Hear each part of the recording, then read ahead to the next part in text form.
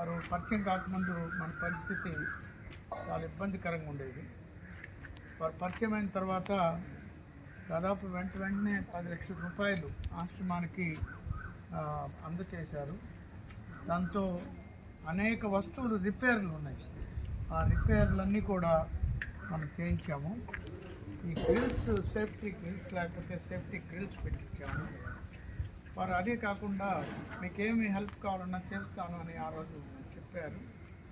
తర్వాత రోజుల్లో మనం చెప్పాము కాస్మోటిక్స్ తెచ్చుకోవడంలో చాలా ఇబ్బంది పడుతున్నామంటే ప్రతి నెల కూడా మన పిల్లలందరికీ అవసరమైనటువంటి సంతూర్ సోప్లు వాడే మనకి అవసరమైన రెడ్ లేబుల్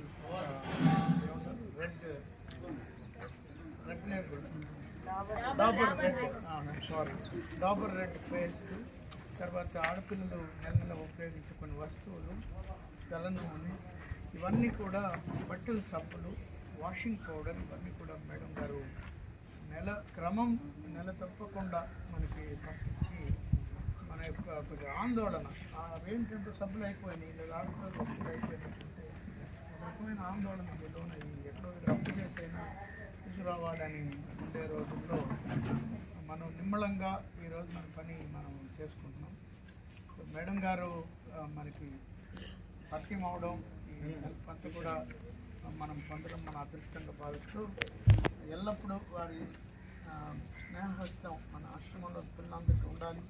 ఈ ఒక్క విషయంలోనే కాదు, ఎప్పటికైనా మీరు పెద్ద అయినప్పుడు మీకు ఏ విధమైన గైడెన్స్ కావాలన్నా వాళ్ళు చేయాలని వారిని తెలియజేస్తున్నాం.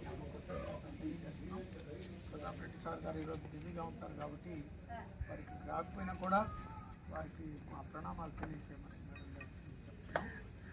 అలాగే మన chairperson Nellore SPSR Nellore district Rekha madam గారు ఉన్నారు.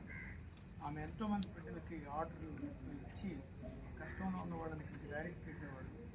ఆమె ఆ రోజు అదే మాట అన్నారు, ఈరోజు కూడా ఇదే మాట అన్నారు. సార్ మా ఇంటికి వచ్చినటువంటి సరే వస్తే కూడా అదే అన్నారు. మీ అందరి మధ్యలో మమ్మల్ని మారుతి సార్, వారికి కూడా నేను ఈరోజు ఉన్నందుకు వారికి వచ్చిన శ్రీ రామిరెడ్డి ప్రతాప్ రెడ్డి గారి స్నేహితులు వారి అందరికీ కూడా నేను మన గ్రామస్తులు. So thank you very much. ఇప్పుడు మనం సార్ గారికి బర్త్డేకి